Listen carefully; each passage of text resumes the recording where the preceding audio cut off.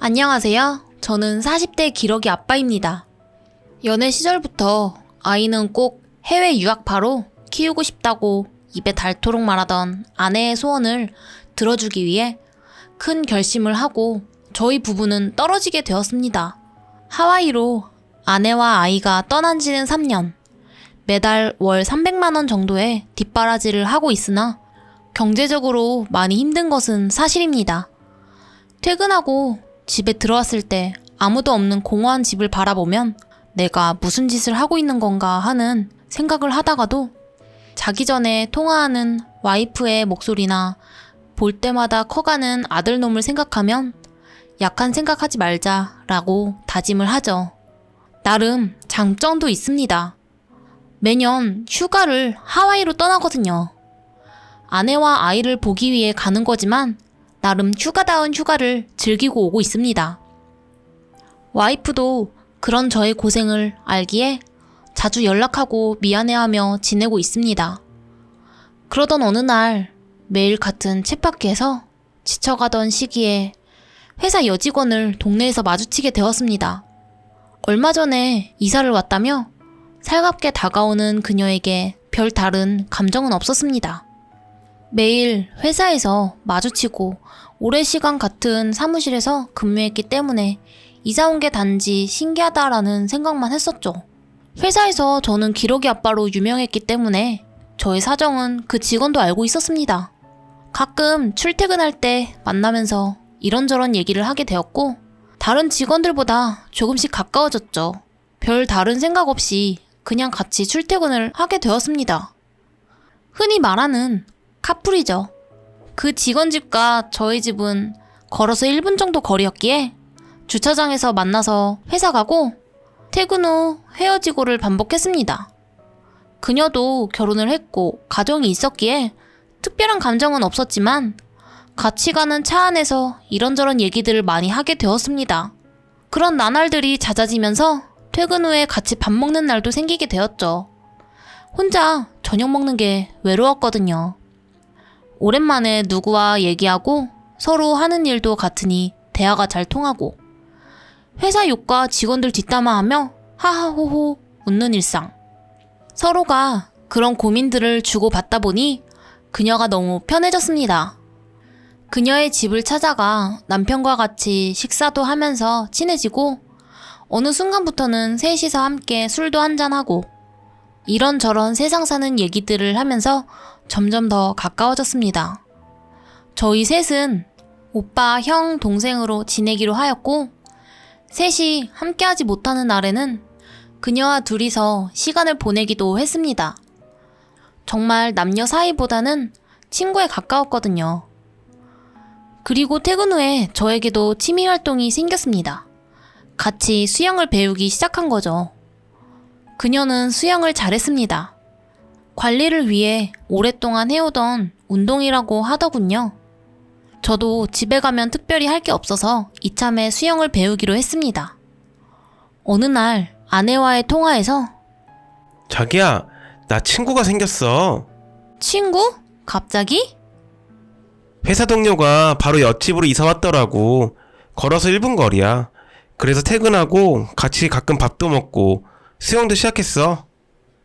좋다. 근데 같은 부서야? 응, 자기도 알걸? 우리 결혼하고 회사 사람들 집들이 했을 때 봤을걸? 미경씨라고. 아, 미경씨? 기억난다. 근데 여자잖아.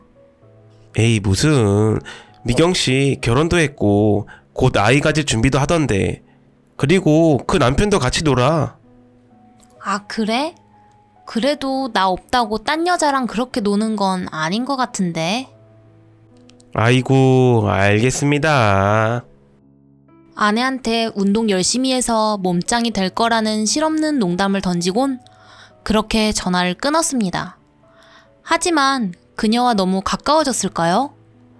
퇴근하고 같이 밥 먹는 날도 잦아지고 운동도 같이 하게 되면서 어느 순간부터인가 아내에게 매일매일 하던 연락들이 조금씩 줄어들기 시작했죠.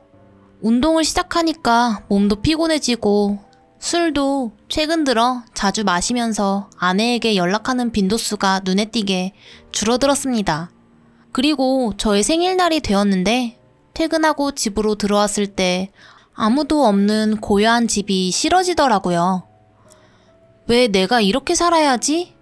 라는 생각으로 아껴놨던 양주를 꺼내 마셨죠.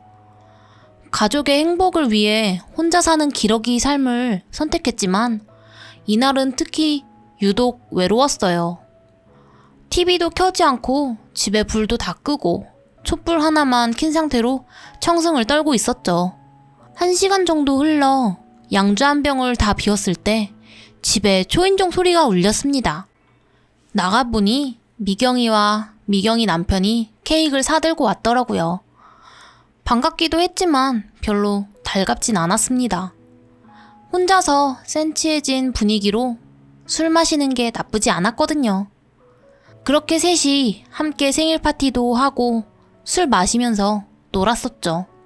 저 같은 경우는 이미 양주 한 병을 비운 상태였기에 더 빠르게 취하기 시작했고 기억이 드문드문 나지만 나의 인생을 한탄하며 그 부부 앞에서 울었던 기억이 납니다. 그렇게 저와 미경이 그리고 미경이 남편은 만취가 되었고 저희 집에서 그냥 뻗어버렸습니다. 그리고 다음날 아침에 일어나 보니 저는 옷을 다 벗고 있었습니다. 필름이 끊긴 것 같아 깜짝 놀랐지만 미경이 부부는 집에 없더라고요. 어제 먹고 놀았던 흔적들은 없고 전부 치우고 집으로 간 것 같았습니다. 그래서 미경이에게 전화를 했습니다. 상황을 들어보니 어제 모두 술에 많이 취했었고 자기가 집을 치우고 나왔다고 합니다. 고맙다고 하고 아침에 해장국 쏜다고 나오라고 하니 싫다고 하더라고요. 집에서 쉬고 싶다면서요. 그래서 그러려니 하고 넘어갔습니다. 그리고 점심쯤엔 해장국을 끓였다며 저희 집에 미경이가 갖고 왔습니다. 잠깐 앉아 커피 한 잔을 하는데 오빠, 어제 정말 기억 안 나? 어제?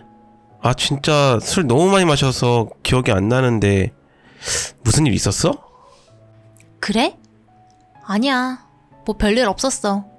나 갈게. 늦었다. 벌써 가?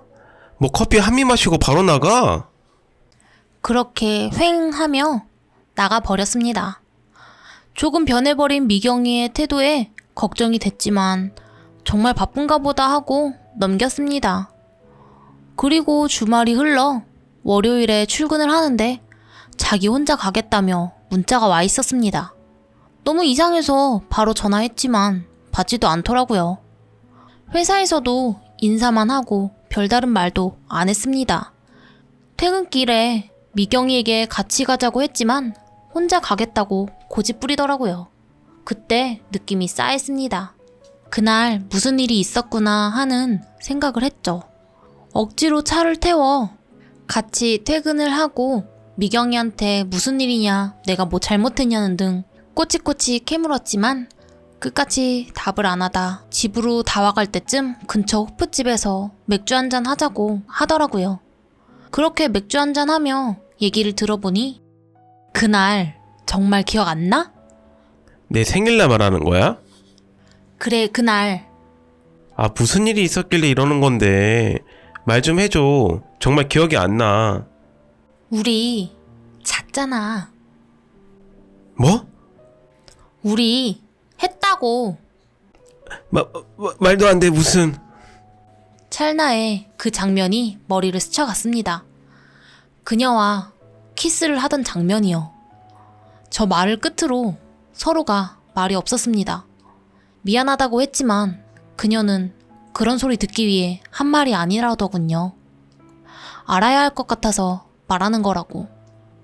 자기만 죄책감을 갖고 있는 것 같아서 그래서 얘기한다고. 그렇게 미경이가 울더라고요. 도대체 어떻게 그렇게까지 됐는지는 물어보지 않았지만 미경이가 그날 있었던 일 모두 다 얘기해주더라고요. 하지만 마지막 말이 정말 바람 펴본 적도 없고 어릴 때 연애할 때도 양다리 한번 걸쳐본 적 없는데 짜릿하더라. 그게 무슨 소리야 대체? 미경아, 실수잖아. 그래, 실수지. 근데 나는 좋았다고. 오빠는 어떤지 모르겠는데 나는 좋았다고. 싫든 좋든 나는 내가 내키는 대로 할 거니까 오빠는 알아서 해. 그대로 미경이가 호프집을 나가버렸습니다. 이게 대체 무슨 상황인 건지. 머릿속이 복잡해져 오는데 아내한테 전화가 오더라고요. 정말 너무 깜짝 놀라서 주위를 둘러봤습니다. 어디선가 지켜보고 있는 건가 하고요.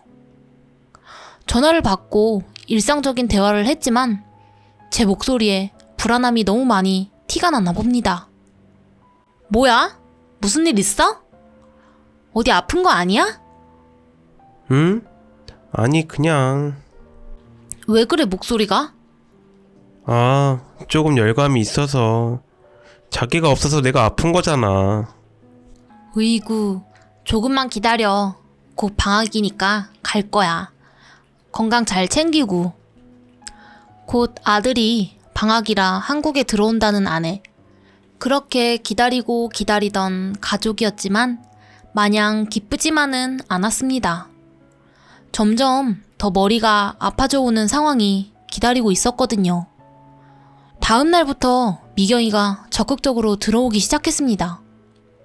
카풀하며 출근하는 차 안에서 훅 들어오는 스킨십, 탕비실에서 퇴근하는 차 안에서 웃으며 거절하고 이건 아닌 것 같다고 계속해서 밀어냈었죠.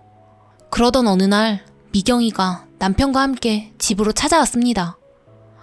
와인을 선물 받았다며 같이 마시자고 하더라고요. 남편도 있으니 별일 있을까 하는 생각으로 함께 술을 마셨습니다.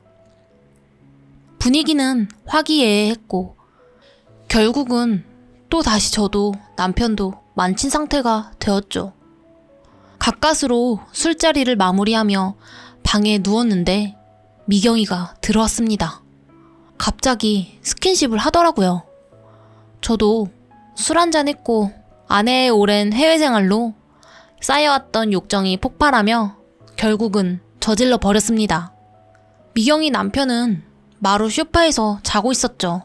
결국 이렇게 저는 돌이킬 수 없는 강을 건너버렸습니다.